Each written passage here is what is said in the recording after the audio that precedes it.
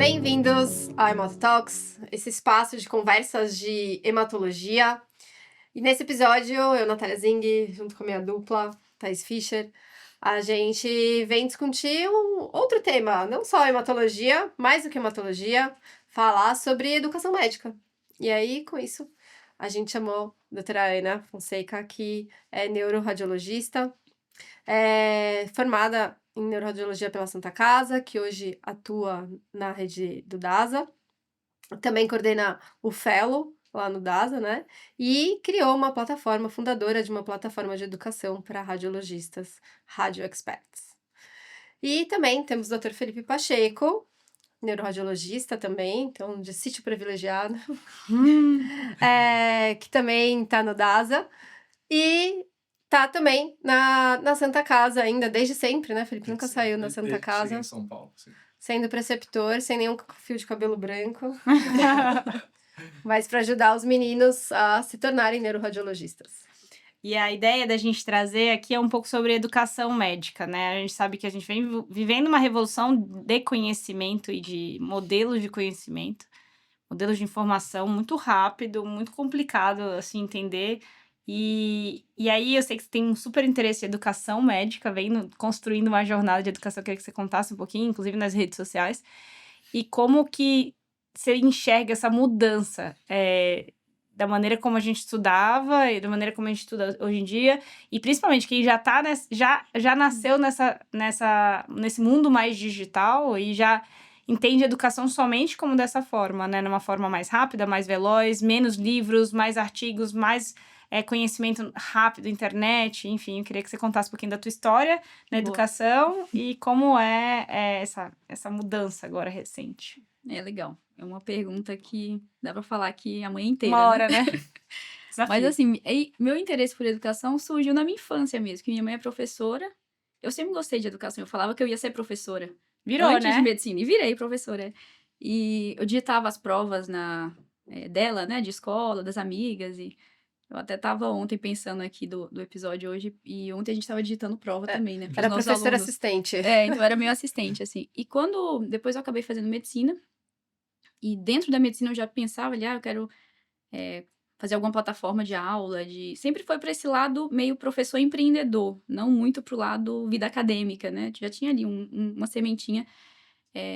Por isso, quando eu finalizei o Fellow na Santa Casa, tava no último ano, eu falei, vou fazer tava começando ainda o Instagram, esses canais de educação digital e tal. Eu falei, vou fazer uma... Tem tempo, Começando o Instagram. 2017, tem o quê? Né? 10 anos aí, quase vai 10 fazer anos. 9 anos. Então eu falei, vou fazer um Instagram. Eu não tinha coragem ainda de colocar meu nome, né? Eu coloquei só o nome da página, era Neuroradiologia, bem sem muita criatividade. E comecei a postar um artigo por semana. Então, eu colocava um artigo, 1 ou 2 por semana, colocava um resumo, e começou as pessoas me seguirem ali. Não tinha muito canal sobre ciência, assim, no Instagram, né? E aí, quando eu percebi, todos os meus colegas me seguiam sem saber que era eu, né? Eu falei, gente, vou ter que começar a falar que sou eu. E aí, eu lembro da cena, eu tava na Santa Casa num período lá, fazendo um post no meu computador, o doutor Antônio Rocha chega atrás de mim e fala, o que você tá fazendo? Eu falei, agora eu vou ter que falar. E aí, que é doutor Antônio Rocha, pra quem não conhece, é nosso chefe. E aí, eu falei, então, eu tenho que te contar um negócio, eu tenho um canal no Instagram. Ele, o que é Instagram? Vamos começar do zero? Aí ele falou, faz um pra mim. Lembro que nessa semana eu fiz um Instagram pra ele, né? Hoje ele é nosso sócio, trabalhamos com ele, mas enfim. E aí fiz um pra ele seguia ali também, votava. Então eu falei, agora que o doutor Antônio Rocha já sabe, eu vou colocar meu nome no Instagram, porque já tá aprovado minimamente ali, né, o que eu tô fazendo. Aí eu coloquei meu nome e começou 1.000 seguidores, 3, 5, e foi crescendo assim. E inicialmente era realmente um hobby, fiquei uns 2 anos ali postando. Não tinha uma empresa mesmo, né? Era realmente uma coisa... Não sei onde isso vai levar, Caseira. mas... Totalmente. Eu Fundo de fazia... quintal. Tanto que a gente Fazendo estudando. plantão. Quase isso. Não, e era estudando, né? Era em benefício próprio e criando as pouquinho. pessoas... E eu, assim, hoje eu vejo, né? Nesses 2 anos fazendo, eu chamei 2 colegas que eram da minha época ali, que era o Igor e a Camila. A gente abriu uma empresa, um CNPJ, né? Pra fazer isso. E foi exatamente em 2019, que foi no ano da pandemia. Então, a gente falou, olha, vamos fazer um curso. A gente não sabia nada de nada. Vamos fazer um curso de Semana do AVC. A gente criou um curso da nossa cabeça, já tinha ali uns 8.000 seguidores, alguma coisa assim. E a gente lança, né? E aí, quando a gente cria esse curso, na nossa cabeça, a gente fez uma aposta interna de que se batesse. O Igor era mega pessimista e eu e a Camila mais otimista. Se batesse a meta ali de 50 inscritos, a gente ia dar um prêmio, um presente, ia trocar um presente entre nós. E deu 2.000 inscritos no curso. De 50 foi pra 2.000? Aham. De 50 foi pra 2.000. E aí, nessa hora, na minha cabeça fez assim, que eu falei, nossa, existe um universo aqui, um mundo inabitado que eu nunca tinha. Eu não imaginei que existia. E Uma a gente capilaridade absurda, né? muito. E assim, na nossa cabeça, se desse 30, 50 pessoas, era assim, né? E aí deu 2.000 pessoas e a gente ficou assim, nossa, e como tava na pandemia, já tava a gente não tava laudando muito e tal, eu falei, vamos fazer um tanto de curso. E esse ano a gente fez uns 8 cursos durante o ano, tudo digital, online. E aí, isso, assim, nasceu uma empreendedora junto, né? Minha ideia era mais. Era um hobby que virou, na verdade, uma empresa. E aí a gente começou a fazer cursos e etc. E há 2 anos surgiu uma nova ideia, que era uma pós-graduação, né? Que infelizmente, esse nosso grupo inicial, cada um teve ali carreiras caminho. diferentes, caminhos diferentes, mas seguimos amigos. Mas eu tinha ali também um desejo de fazer uma educação um pouco mais especializada, mais formal, não só esses mini cursos, mas cursos vinculados ao MEC, com pós-graduação mesmo, para radiologistas de longa duração. Então, eu juntei com alguns colegas e a gente criou a Rádio Experts, que aí foi já esse segundo passo, um pouco mais maduro, né? Não essa coisa de vamos fazer um curso aqui, né? Então, acabou profissionalizando um pouco mais com a equipe de marketing, vendas, né? Então, a gente criou ali uma empresa um pouco que Mais tá robusta, começando ainda, mas mais robusta, assim. E aí, agora a gente tem a Rádio Experts, eu e esses colegas, e fazemos pós-graduações para radiologistas, inicialmente, né? Que é o nosso foco. E ó que legal, né, Ana? Porque assim, acho que quando a gente entra na faculdade de medicina, primeiro que a gente pensa que a gente só pode ser médico. Sim. E a gente, pelo menos era, né? Só a gente traçava um caminho só assistencial. Então, só de tratar pacientes. E como você colocou, a educação médica era só acadêmica. Então, só podia ser, sei lá, se você Professor fosse ser professor, universitário. você ia ser professor universitário. Sim. E aí a gente é muito muito pequeno o nosso leque mesmo de atuação. E aí depois que a gente se forma que a gente começa a ver as possibilidades e quanto que a gente consegue ampliar esse leque. E realmente acho que a pandemia foi um divisor de águas em relação à educação de todos os cenários. Uhum. E digitalizar mais, né? Ser possível digitalizar mais e aí com isso ter uma capilarização maior. Do que antes seriam só cursos presenciais, e aí a gente consegue restringir muito, e no Brasil isso é muito difícil, né? Porque é um país País continental. Sim. E é muito interessante, porque assim, foi a pandemia que permitiu as aulas online, né? A gente tinha plataformas, mas elas eram muito rudimentares. Depois cresceu A gente muito. aprimorou. Acho Mas que a a- plataforma e também a foi- cultura, né? A gente Sim, passou com a certeza. valorizar e aceitar esse modelo, que antes era um pouco. Tinha um preconceito ali pelo Sim, online. Né? sim. E o que você acha que mudou do aluno? Assim, eu acho que é. Porque eu coordeno a residência de hematologia do AC Camargo, e esse aluno. E eu passei um tempo, assim, fazendo só. Sendo vice-coordenadora do Fellow, que é uma pessoa mais formada já, que vem diferente, e agora eu tô pegando eles saindo da clínica médica, né? Mais jovens um pouco. Uhum. E esse aluno novo, ele é completamente diferente do que eu Totalmente. era. Assim, onde ele busca informação, como ele se atualiza, eles preferem muito mais, assim, eu vou montar as aulas deles, ele fala, não, tem que ter online, porque eu quero que seja online, quero que fique gravado. E eu me lembro de não gostar, você vai se adaptando, né? Agora já gosto, mas eu lembro que eu adorava a aula presencial, né? Mas eles otimizam muito mais. Então, o que você vê do aluno da medicina? Obviamente que na radiologia, o paciente de vocês é uma imagem, então isso torna as coisas até... A aula digital prática um é pouco muito mais fácil. ainda mais fácil. Uhum. Mas o que você acha que esse aluno é diferente de hoje em dia? E como é que a formação do conhecimento é tão diferente? E ao mesmo tempo que ela mudou, ela está mais... Eu acho que as pessoas sabem mais hoje em dia. Elas sabem menos e sabem mais ao mesmo tempo. Sim. Tem mais informação e às vezes guardam menos. O que você acha que mudou Deixa eu mais? só contar uma história aqui desse ponto aí, dessa mudança, né, que a gente está acompanhando, né? Você está vivendo ela, na verdade. Essa mudança, né? Que quando a Ana falou que ela estava lá fazendo fellow, né, na Santa Casa, e aí depois ficou Uhum. como assistente, e a gente fazia a entrevista, Tava eu, acho que o Antônio, o Maia nesse dia, e a Ana, a gente chamou a Ana para acompanhar as entrevistas, que depois ela ia fazer as entrevistas, né?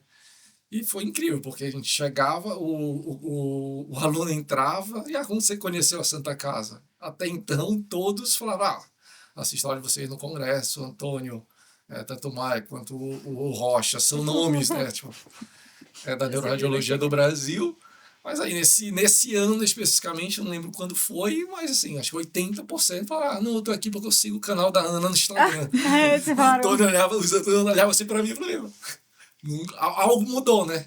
Então é bem interessante. Durante a pandemia, a gente teve bastante discussão nas sociedades, né, de radiologia em si, se os congressos iam acabar, né? Porque tinham vários cursos online surgindo, e qual que seria o papel? Quem querer viajar, seja de Belém, por exemplo, para São Paulo, ou de São Paulo para ir para o Congresso Americano, tem um custo grande, se pode estar tudo online.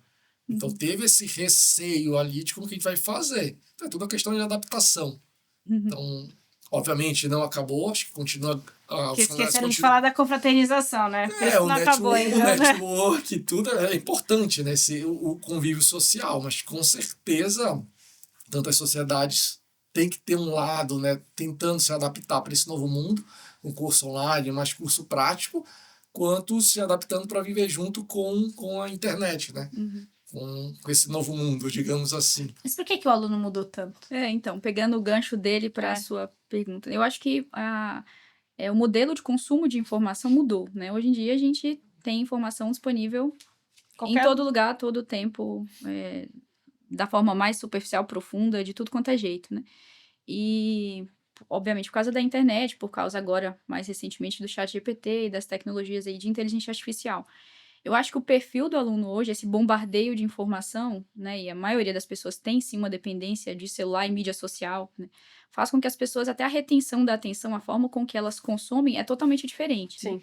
Então são aqueles... Curtinhos. É tudo muito curto e tudo ou direto ao ponto ou superficial, que a pessoa tem que se aprofundar de outra forma, mas é tudo muito curto. Acho que isso trazendo isso para os modelos de educação, existe essa mudança de comportamento, né? Impacta totalmente nós, educadores, né? Primeiro porque as pessoas, elas já sabem, tudo que a gente está falando já existe em algum local na internet. Então, se ela quiser, faça um resumo baseado em tal artigo sobre educação médica, elas vão ouvir exatamente isso que a gente está falando aqui, né? Então, a informação já existe, né? É um primeiro ponto que é totalmente diferente de anos atrás. Segundo ponto, eu fixar a atenção, eu não consigo mais... dar uma aula de 40 a 50 minutos, porque essa pessoa não vai prestar atenção, não vai reter ou vai dispersar. Já é um novo modelo de atenção também, além de comportamento. E aí eu acho que entra da nossa parte mais eu enxergo mais hoje a educação médica como um maestro que ajuda a permear esses caminhos. Então, olha, senso crítico, isso não vai ter disponível nesse tanto de informação, né? Então, o senso crítico e expandir para outras, que eu acho que a gente vai falar aqui no decorrer da conversa, para outras habilidades que não apenas a informação disponível. Então, você é crítico, você consegue trazer para a prática, você consegue perceber, por exemplo, um erro, um viés, algum critério ali nesse ponto crítico mesmo, que eu acho que é o que a gente tem que tentar passar ali para os nossos alunos, né? Essa visão crítica desse mar de informação. E se em algum momento a gente for extrapolar para congresso, curso e tal, tentar segmentar, ou pelo menos assim, tornar mais dinâmico, tornar mais prático, e não aquela exposição toda que a gente aprendeu na faculdade, que eu acho que hoje a qualidade, assim, o retorno disso é muito pequeno. Né? Aí você fala, torna muito mais claro para mim, que quando eu estava na faculdade de medicina, então o professor era o grande retentor da maior quantidade resumida de conhecimento, né? Então, você ver uma aula dele era ver os melhores livros, os melhores artigos, um resumo do que eu deveria conter. Ao passo que hoje em dia esse resumo está amplamente melhor do que eventualmente qualquer aula. Então, eu tinha a gana maior de aprender não onde ele tinha tirado, mas qual eram as principais referências que ele estava capitaneando aí na aula. E agora, eles não têm... Eu dou aula indo pro quarto ano na Santa Casa, e eles não têm a mínima intenção de aprender o dado que eu tô dando. Então, é como se fosse realmente um maestro de como eu uso esse dado, que o dado é muito maior, assim, né? O database aí é gigantesco, disponível, não tem restrição. E aí é como você orquestra né, essa enormidade de informação para o que eu tenho de mais importante, ou como eu uso isso na prática. E para eles nasceram na enormidade de informação, ao passo que a gente nasceu na construção do conhecimento. Então, construir o conhecimento para ele foi construído e ele está sendo refinado. Mas quem nasce nessa enormidade deve ser muito difícil de saber de onde eu tiro. E acho que daí populariza tanto esses flashcards, os post-its, porque ele tenta resumir o enormidade, né? O inverso do que a gente tinha, acho que no passado. Tanto esse, só para complementar, tanto o padrão de consumo de conteúdo, o estilo desses conteúdos, mas também eu acho assim, quando a gente pensou, por exemplo, na pós-graduação, né? O formato disso não pode ser uma coisa expositiva que a pessoa tem disponível no YouTube, no TikTok e no Instagram, porque isso aí todo mundo tem. Então, por exemplo, hoje nossa pós-graduação toda aula tem pelo menos metade dela só caso clínico e o que essa clínica me diz, né? A gente radiologista, né? Colocando aqui, então tem a imagem, tem a clínica, o que essa clínica ajuda. Tem a imagem, o que você deixaria no relatório, qual a conclusão que você daria, você vai ligar para esse cirurgião, para esse neuro, para esse hemato e vai falar o quê? Isso aí, ele não vai achar no ChatGPT. E não vai achar no Google, né? Então, tentar ir por esses caminhos que o que a gente consegue realmente agregar ali nessa formação, mas saindo daquela teoria densa lá de antigamente, né? Então, acho que uma das coisas que você falou, Ana, que é realmente legal, primeiro, da jornada aí, da criação, é de antes ser um curso aleatório, e hoje ser um curso mais estruturado e ter certificação do MEC e tal, porque realmente a gente vê muito. Você abre o YouTube, em curso de tudo, né? 550 mil pessoas falando. E aí é muito difícil você filtrar. Vai filtrar o que tá mais embasado, qual a informação que realmente é melhor e que a gente deve sedimentar. Então, ter todos esses certificados, às vezes parece besteira, mas é justamente você já filtrar e deixar uma coisa mais estruturada para aquele aluno. E eu realmente acredito, né, nesse modelo novo, porque, puxa, como a gente falou, o Brasil é muito diferente. Então, às vezes você vai chegar, hoje vocês conseguem fazer só neuroradiologia. Tem regiões do Brasil que você não vai conseguir fazer só neuroradiologia. Você consegue melhorar a qualidade da assistência, né? Mas, totalmente. Então, para aquela pessoa, às vezes um curso de uma duração menor vai fazer mais sentido, porque ele não precisa ser o altamente especializado, mas ele não pode deixar passar batido, e aí depois encaminhar para alguém que seja mais alto, né, que tenha uma especialização mais profunda. E aí, assim, como a gente vai trazer, então, a importância da residência, ou seja, o fellow, que seja das especializações, mas um modelo mais tradicional, presencial, com uma carga horária maior, junto com os cursos de menor duração e online também. Como casar esses dois, trazendo a importância de cada um? Eu acho que, na verdade, o fellow, esses cursos de longa duração, que a gente pensou ali atrás, né, pandemia, que talvez tivesse caído a importância, né? Acho que a gente teve aí da nota do ENAD, né? ENAMED, tanto de profissionais formados, né? Mal formados, com baixa nota, acho que as sociedades continuam tendo essa relevância, né? Porque está jogando no mercado os profissionais que vão acabar não atendendo adequadamente, né, os pacientes, né? Então, tem que ter um programa bem definido para os alunos seguirem, né? E se tornarem. Fazerem clínica médica, fazerem hematologia, fazerem radiologia e depois neuroradiologia. Mas também tem que ter programas que tenham essa capilaridade. Vocês falaram, né? Que sejam muitas vezes de reciclagem, sim, né? Então, às vezes, de educação continuada. Não necessariamente a base, mas os de reciclagem, que também são super fundamentais. Aqui em São Paulo, a gente tem a oportunidade de trabalhar com neuroradiologia, né? Mas em outras áreas do Brasil não tem. Um radiologista geral que, às vezes, nem teve condições de chegar de fazer a especialização. Mas ele tem que ser um radiologista que lauda tudo. Que né? laude bem, que sabe o que está falando, e nós, como educadores, discutindo aqui, tem que ter essa responsabilidade. Né? Então, é a questão da visão do que a gente pode oferecer, né? Para cada um, para que possa formar bem todos os egressos aí que tá vindo da Faculdade de Medicina. E até pro outro lado da balança, isso que eu falei da reciclagem, porque os modelos, né, mais antigos, muitas vezes o que acontecia? O médico ia lá, fazia seu programa de residência, acabava, ia pra prática Nunca mais. e nunca mais, e acabou.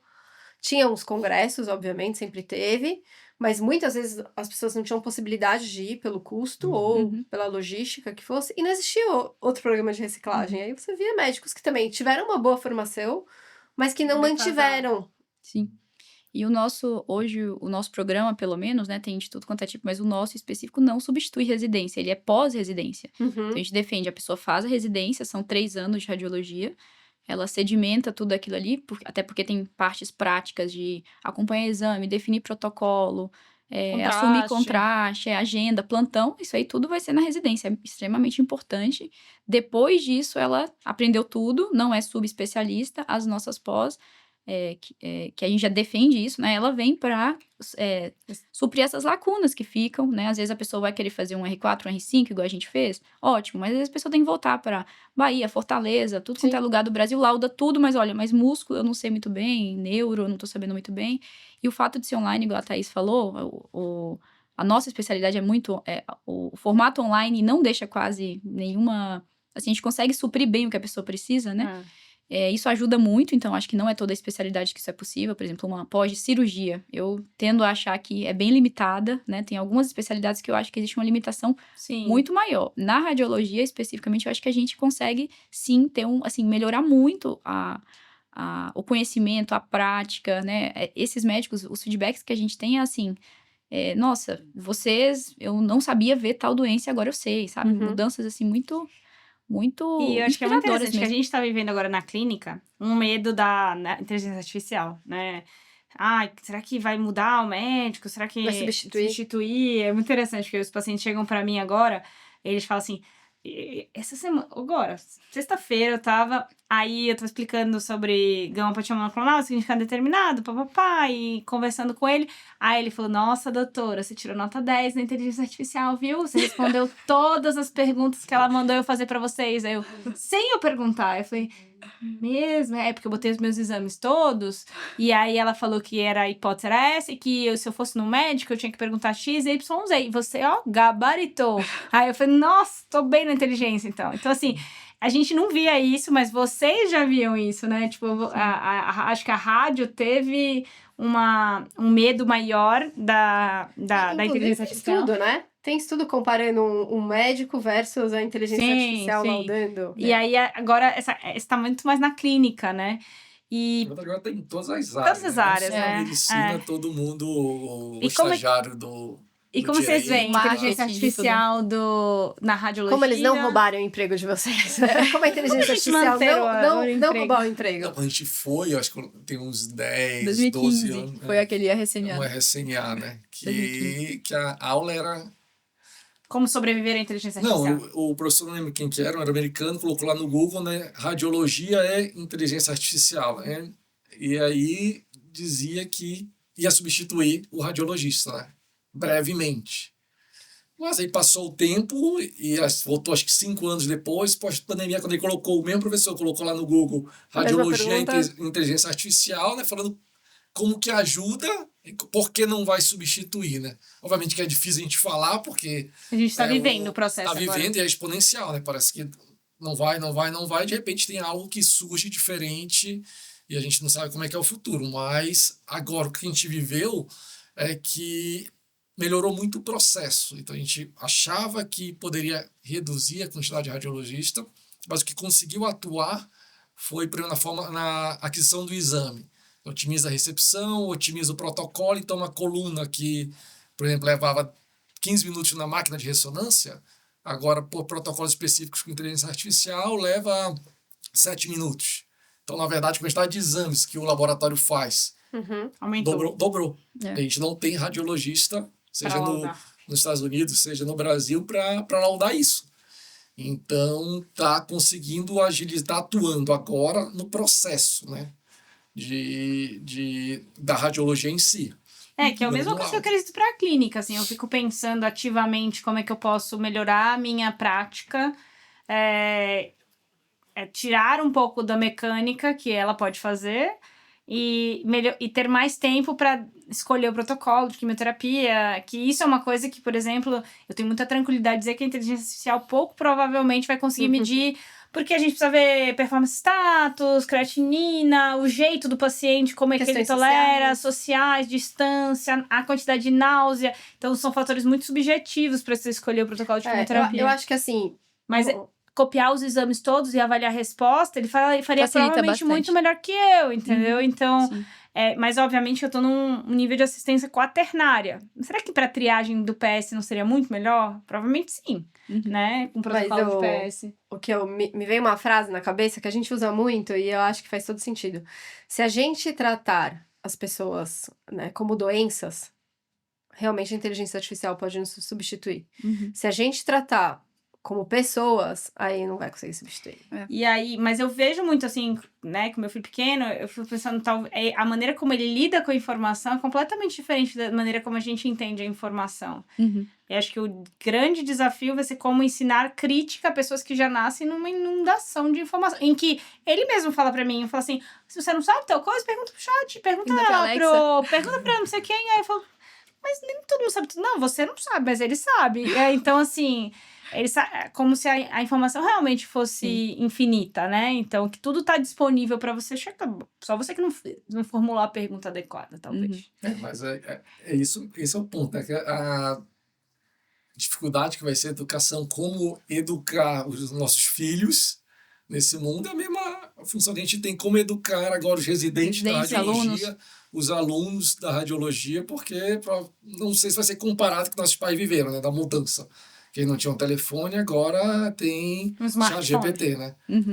Pra gente, a mudança foi bem menos abrupta. Mais sutil, né? Mas talvez seja da mesma proporção, né? Então, vamos lá. Qual seria, então, do nosso quadro, qual seria um conselho, não para um jovem hematologista, não para um neuroradiologista, mas... para um médico, para um jovem médico. Mas eu reaproveito e reformulo, na verdade, o que você espera de uma boa característica de um médico para daqui a 10 anos. É difícil isso aí. Eu vou emendar com a anterior, que eu acho que antigamente na radiologia a gente falava, né? O médico vai ser substituído pela inteligência artificial. Não aconteceu. Mas um médico que sabe inteligência artificial pode substituir um que não sabe. Justo. Então, eu acho que nessa adaptação que a gente tá tendo que fazer, né, e que vai ter que fazer, a gente tem que aprender a usar a nosso favor, que é isso que você falou. Porque se tem um N de médicos, né, em algum momento pode ser que os que saibam usar bem as ferramentas substituam os que não saibam. Né? Então, acho que a gente, nesse processo, uma dica, então, na minha cabeça é essa, né, usar a seu favor. Acho que cada área vai ter suas demandas, igual você falou, as suas não, os exames anteriores, etc, não são nossas, mas nossas, por exemplo, aprender a laudar de forma mais rápida, talvez, né, que a gente vai ser valorizado por isso. Em relação à qualidade, ter ali alguns softwares que já nos ajudam a diminuir erro. Então, por exemplo, algumas palavras, alguns conceitos que, estando no mesmo relatório, eles podem ser excludentes, então a gente conseguiria isso. Fazer mais exame a gente já tem feito, né? Aulas, eu uso muito a inteligência artificial para aula, então, para fazer slides, para resumir artigos, Então, acho que a aula todo mundo já tem usado, né? Hoje eu já imagino assim, se você me perguntar, você é dependente do GPT para aula, eu já sou. Então, já me tornei um pouco dependente mesmo, porque você consegue realmente otimizar muito o tempo. Em vez de ler 10 artigos para uma aula, você lê 100. Lê assim, né? Mas consegue extrair os dados de muita coisa. Então, eu acho que é isso, assim.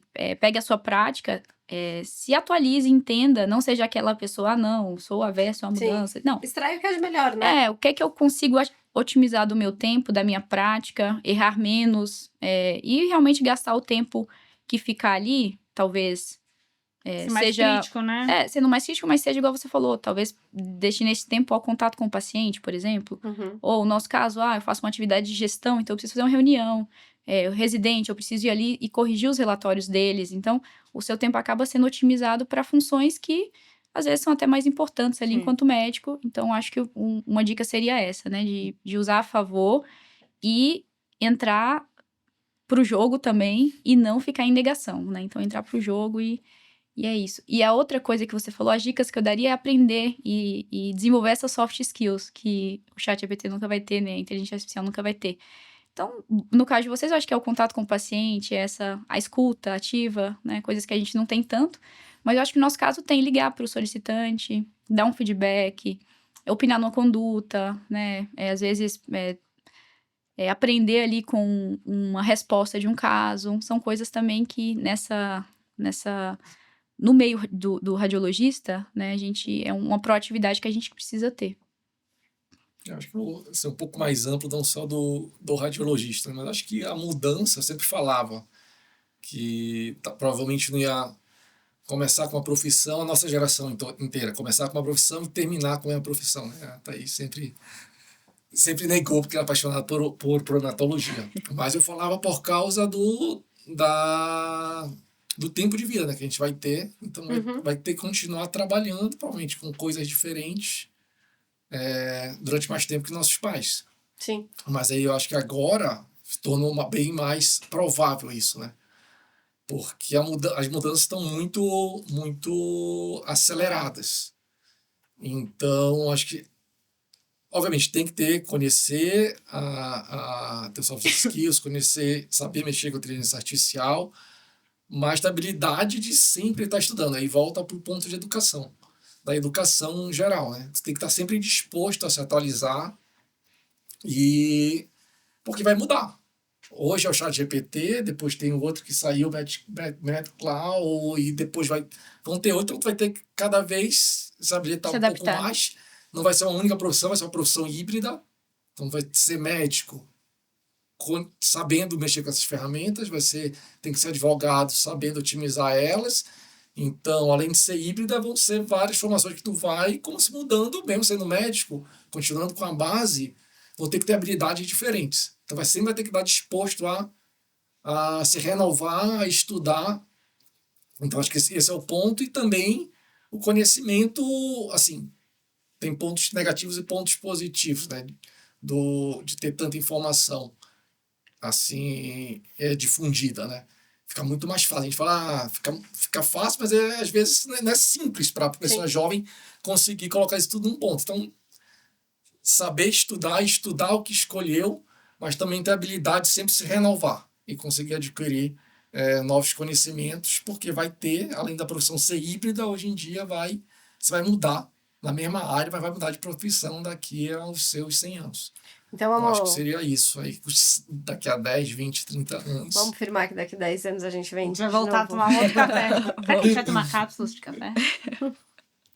O que vai ter diferente desse café? Café pode manter, pode fazer 10 anos depois, né? Ia substituir, aí tem aqueles memes até, né? Aí em 2020 teremos carros voadores. Aí tem os memes das coisas bizarras continuando acontecendo. Vamos ver como estaremos. Bom, eu espero que a gente continue tomando café daqui a 10 anos. Aí a gente vai descobrir o que foi que mudou realmente na educação médica. Voltaremos aqui, então. Obrigada, mais uma vez. Foi ótimo. E a gente tá em pequenos cortes no Instagram, um episódio inteiro no YouTube e também integralmente no Spotify. Escolha.